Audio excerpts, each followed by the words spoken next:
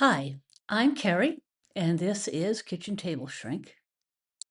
Today's topic is the wonderful quote by Mahatma Gandhi: "Nobody can hurt me without my permission." It's a way of seeing the world so that you have more power, so that you take more power for yourself to choose what's happening between you and other people. It's a way of taking responsibility for your own feelings and not giving permission for other people to hurt you. It's a way of maintaining inner peace and calm when the world's doing crazy things, which personally I think is something going on right now. Anyhow, this is the topic. Going to talk about the three important points that he was making in this statement. And we're going to talk about how you can release yourself a little bit from the interpretation that other people are hurting you, because it is an interpretation and you have a choice. So let's get on with it. What I want to start with is the quote again, and I want to talk about what it is not. The quote is, "Nobody can hurt me without my permission." Some of my clients have taken this to understand that I'm suggesting that it's kind of a victim blaming thing, that I'm suggesting they're to blame if they're hurt. Well, you did something, so of course you're hurt because it offended somebody. That's not where I'm going with this. I'm going to empowerment. That's my whole point. I want to empower the people who watch the videos. So here we go. The first thing it can do is empower you. If you realize that you can choose not to give someone permission to hurt you, you don't have to be hurt. Now, the thing, of course, is that there are a lot of people we want to give that permission to. I don't say don't love anybody. I don't say don't have close friends. I'm just saying choose wisely. And if something happens, try to take it in a more positive way. Take it, um, hear it, listen to it, and judge yourself by you, not by them. That's a pretty powerful thing to be able to do. And that's what he was on about. He was trying to get people to feel empowered and to do more to empower themselves, to take more responsibility. See, there's the nag of it. If you want to not be hurt by people, you have to take responsibility for making yourself a little tougher. I guess that would be the American way to say it. The Indians are different. Um, because they're much more spiritually minded than we are. But we can be at greater peace. We can know that we are invincible. If we know that although I have given these people, my loved ones, my friends, my coworkers, my boss, permission essentially to hurt me, I do not have to be undone by it. I can say, that hurt. What am I going to do about it? How am I going to feel about it? Take control of those feelings, because your feelings are yours. They're nobody else's. Nobody can make you feel anything.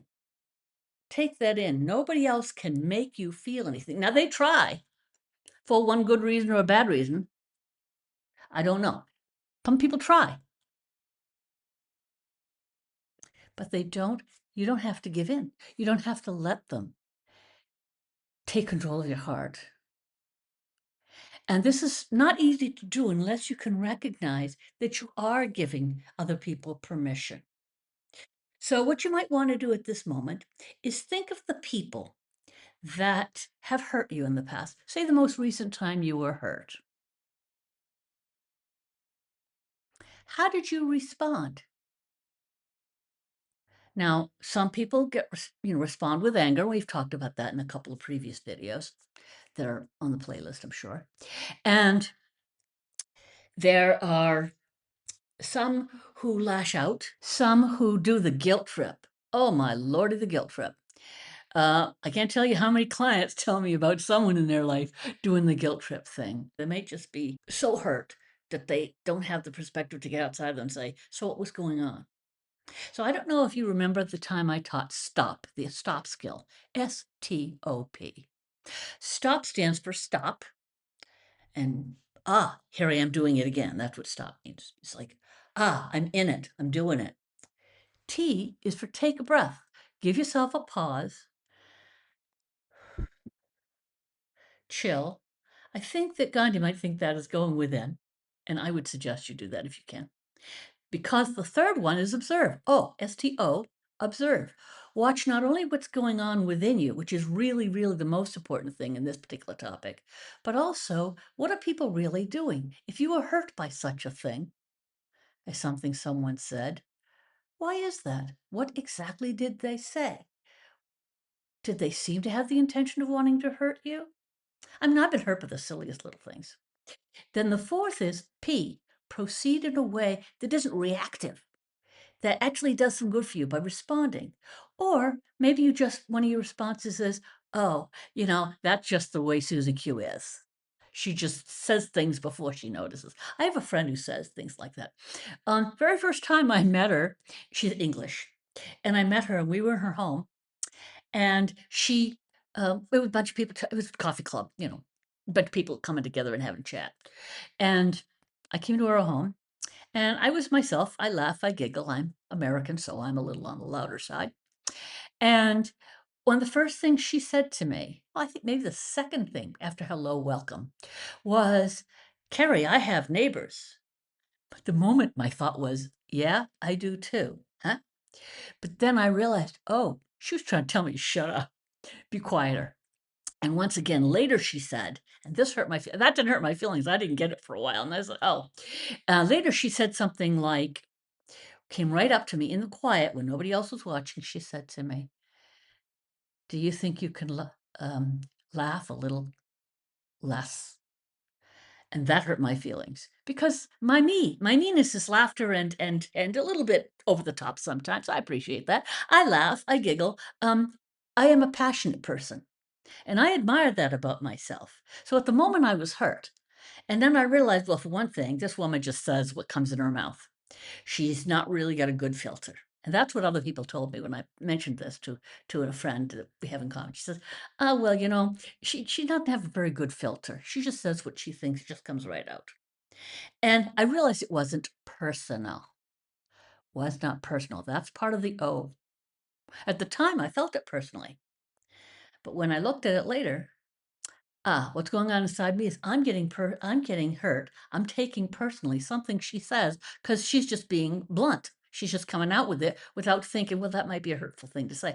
I have since become quite good friends with this woman. She doesn't mean to hurt anybody, but my God, I think I'm blunt and tactless. This woman has my beat all hollow. But that's what you can do too. You don't have to be hurt. Sometimes it takes a while. Sometimes it takes an analysis by stop to sit back and say, oh, that was just so and so being such and such. One time I realized when I was living in Croatia for a short time, they all spoke English. So these were conversations in English. So it wasn't a language problem on my part. There was a woman who she just would say things. She'd say, well, do you want the last one? And I'd say, oh no, we're a restaurant or a bakery or something. Do you want the last one? I'd say, oh no. She said, are you sure? I said, yeah, yeah, yeah. Take the last one. Go ahead and take the last one. It's okay. On and on she would not stop. It drove me nuts because I wanted to be heard. When I say no, I mean no. If I wanted to say yes, I would have said yes. Thank you. I would like the last one. If you don't want it, I'd be delighted to have it. But at that moment, I did not want it. So why not listen to my no? So I was feeling not heard, right? I was feeling like she was dissing me because she wasn't hearing what I was saying. More time I spend in Croatia, I realized that's what they do. I don't know, maybe it's a woman thing. Maybe it's like a mom thing, like we have our own mom things here. But I realized, oh, she's just doing the what's polite in Croatian hospitality. So when you give yourself that moment to step back, that T, the stop, the take a breath. Okay, all right, what's really going on? Observe. Okay, she being Croatian. Okay. P, how am I going to proceed? I'm going to proceed as if it's absolutely normal. I'm not bothered by it because really, it wasn't insulting. It was just, come on, I said no, I meant it. That's a very American thing. We're a bit more blunt. So, and to the point. You give people permission when you accept them into your heart. If you care about anybody, if you like people, and I love people. So I get hurt a lot. I get hurt by clients. I'm not supposed to be hurt by clients because it's a reflection of whatever's going on with them. But how can you not? You've been with somebody for a year and a half and then suddenly they ghost you? That does not feel good. It does not feel good, and then you say, "Okay, what's going on?" Yes. Yes. They talked about thinking about leaving, but they don't sort of really want to speak about it that outright. They don't want to say, "Yes, I'm ready to leave." So they just appear off the face of the earth. Or there are people that sometimes they don't think that we make a mix, that we're a good fit. Well, usually I notice that early on, but sometimes I miss it. So when they just disappear, I can feel a little abandoned. I can feel a little like, "Hey, wait a minute. I thought we had a relationship here," which we did. And it's respectful of the relationship to say goodbye. And I get hurt, and then I realize, well, sometimes certain people are still sufficiently damaged that they don't feel that they can say something to me face to face. Okay, I'm sorry that that's the case, but it's not really about me. It's about who they are at the moment when they disappear. Okay, and when you can realize that it isn't about you, you can be at greater peace. But to the people that you would give permission to hurt you, you need to have sufficient trust that they won't, right? So maybe we should talk about that a little bit. Let's talk about that a little bit. I'd like to talk about the trust piece because people think trust is a toggle switch. Either you have it or you don't. And I guess sometimes that's true. I wouldn't trust you as far as I could throw you, I'd say sometimes to myself about others or a store. Usually it's a business. But trust isn't a toggle switch. It isn't one or the other. We trust people on something of a continuum. Like, how much do I trust my mother? How much do I trust my husband? Those are the closest people to me. My children. How much do I trust my children? How much do my children trust me? They're on a different scale and a different level of trust. I put them out, way over here toward 100. They're on a continuum, right? Way over here by 0 is some guy I met in a train. Do I trust him? No, not a bitty. Doesn't mean there's anything wrong with him or that I'm being judgmental. It's just I have no context in which to trust him. Most of the people we know are somewhere in here. Our dentist, you know, we trust our dentist with our medical information, uh, with our oral health, and physically with our teeth, with body parts, certain body parts, other body parts we don't. Don't get anywhere near my feet. So trust isn't an all or nothing thing. I trust my dentist maybe 50, 60%. My closest people, my children, I trust them to the wall. They're 100%.